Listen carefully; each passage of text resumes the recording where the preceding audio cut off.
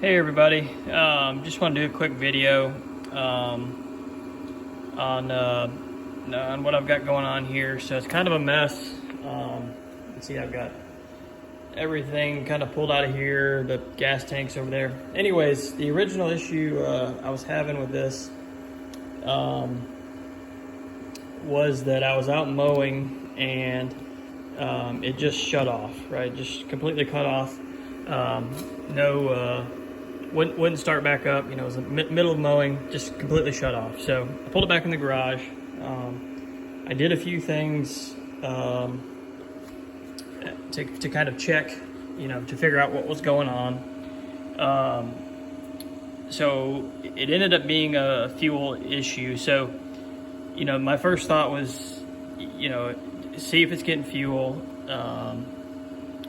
see if it's getting spark. So I did that. You know, I pull out the spark plug, and then leave it connected, lay it up here, turn it over, and make sure you're getting spark on the end of the spark plug. So that was good. The other thing I noticed when I pulled out the spark plug was that it was dry. Right, it was bone dry. I'd been cranking it over. It's just sitting there rolling, not doing anything. But I seen that was bone dry. So my first thought was, okay, it's not getting any fuel. So a couple things that I checked. First off, under the hood, like I say, I've got this all torn apart. So it's basically, there's this little vacuum type. You know, this hose here hooks onto this. I don't know what this is called, and then this hose goes to the gas tank. Now I have the gas tank out, but basically the next thing I did was I came down here and unplugged this hose to the carburetor, and I cranked it over, made sure fuel was flowing through there. So what that did was tell me that the vacuum was good, number one. Number two, the fuel filter was letting fuel through. So I knew I was getting fuel all the way down to here. Now my air filter and stuff was dirty, but you know, I'm thinking spark and fuel, you obviously need air too, but since the spark plug was bone dry, I know I'm getting gas to here, so then it's something in the carburetor. And you can see I've got my carburetor pulled apart too. This fuel bowl actually goes on there, but anyways, what it wound up being, I think I've got this figured out, was this little solenoid. So you know, this little solenoid is supposed to, when you start it up, this sucks in, you know, it gets powered and it sucks this down. So first thing I did was try to test this, right? I pulled it off, hooked it up to the battery, 12 volts, perfectly fine. It was going in and out. It was working like it should. Now, a few people have said you should be able to do the same thing with a 9-volt battery. In my case, this 9-volt battery did not engage the solenoid. There wasn't enough voltage, or didn't have enough current to engage it. So I figured out it's about 9.5 volts. I used a little motor speed controller that varies the voltage, and basically I hooked it up to 20 volts, and I just slowly cranked it up until I got this to work, and I read the voltage is about 9.5 volts to get it to work. So on this particular clip right here, when I took it out and checked the voltage, you know, when I was cranking the ignition there, turning the key, I was only getting about 7.5 volts to this clip. So I figured out this was working on its own, but it wasn't getting enough voltage down here. So that's why I have the mower all torn apart, because I'm trying to get to the wires, trying to get to, you know, just find anything I can. So if you follow this little this clip that's wired up, the ground just goes right here, sorry, right here, and then the gray wire comes over here to this other clip. And so I did a lot of looking at these wires over here too. Basically coming out of the ignition and the relay over on the other side. So I checked the voltage here while I was cranking it. I was only getting about 8 volts, so not a lot. So I knew basically coming off the battery, it goes into the starter solenoid down here, and so I was getting good voltage here, good here, and then everything goes up through the relay. I assume, anyways, which is right here, and the actual ignition, which is hanging down there. So I kind of backtracked into it, and what I ended up doing to fix this up to this point, well, a few things. So the battery's old. It could be the battery is just bad and wasn't getting me enough voltage down here. The other thing is this was gummed up a little bit, so I did clean it. But after cleaning it, that didn't help with the low voltage. You know, still getting too low of a voltage to work. So on my battery, I found this. The positive terminal's pretty much toast, right?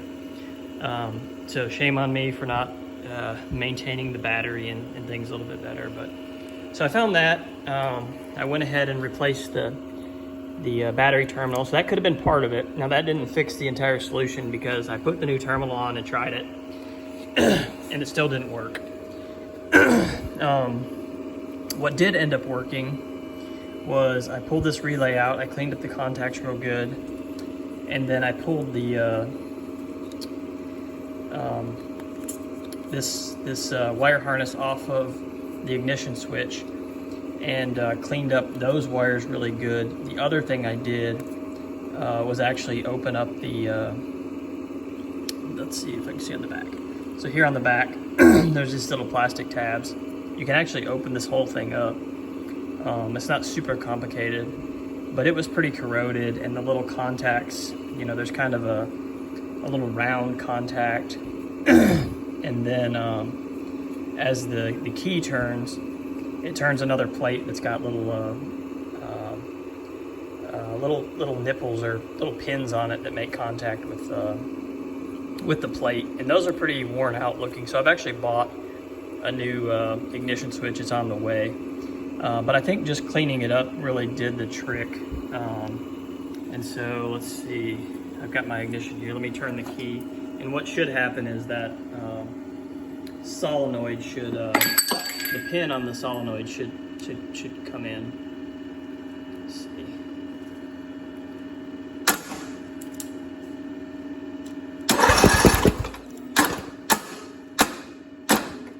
And you can see a little bit of gas dripping because I hooked my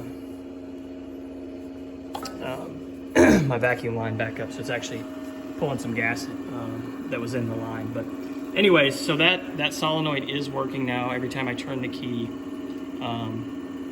that solenoid is engaging.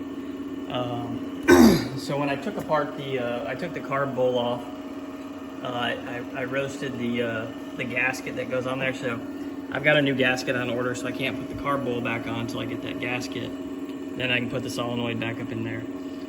Anyways, I just wanted to show that. I know I've seen quite a few videos where they're talking about these solenoids and making sure they work. My problem was it was working, but it wasn't working hooked up. So obviously due to a completely different issue. Again, I'm probably going to replace this battery. It's a few years old now. Actually, I think coming up on 5 years old. So that could be part of the problem too, is you know, the battery isn't supplying enough juice to power that. So I had that thought.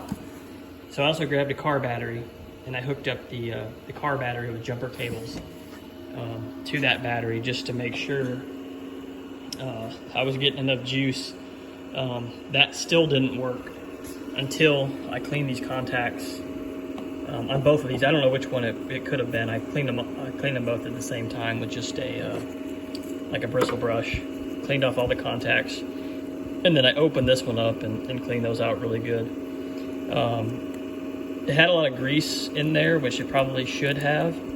I wiped all that off, because I'm getting a new one anyways. So, but I did wipe all that off as I was cleaning it and didn't put any back on. So that's probably something that I should have put back on if I was going to continue to use this. But I'm getting a new one. And again, this is old, and a lot of times I have to play with this to get it to work. Right, spinning it, you can see when I just spin it, it doesn't always try to start. So you almost have to spin it and press it down. So that tells me that those contacts are really working. But anyways, that was the problem. It wasn't anything was necessarily broken. It's just for whatever reason, very low voltage. Like I say, it was only like a little over 7 volts. And now when after I've cleaned everything, I put it on there, we're getting 10 and a half, 11, somewhere in there. So not the full 12, but a lot better than it was. Anyways, just something else to kind of check or look for. You know, I wouldn't have found that unless I had my multimeter set it to DC and actually check the voltage that was going back there. I could have very easily bought a new one of those thinking it was bad. Glad I didn't, because they're pretty expensive, $70 or so. Okay, so real quick before I go, I replaced the ignition switch. I think I'd mentioned I was gonna get a new one, and so just to show you guys, let's see. Let's see if I can do this.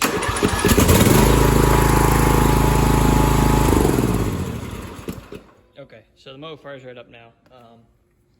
I think part of it may have been this switch. I don't exactly know why. Again, I wasn't getting the voltage I needed. But I did realize, so after I got everything cleaned up, I charged the battery, cleaned out some wires, did a lot of stuff. I finally got this to work when I turned the key over. Of course, I had the gas all unhooked. But what I noticed with this ignition switch was that when I turned the key over, it would fire up, and then it would die.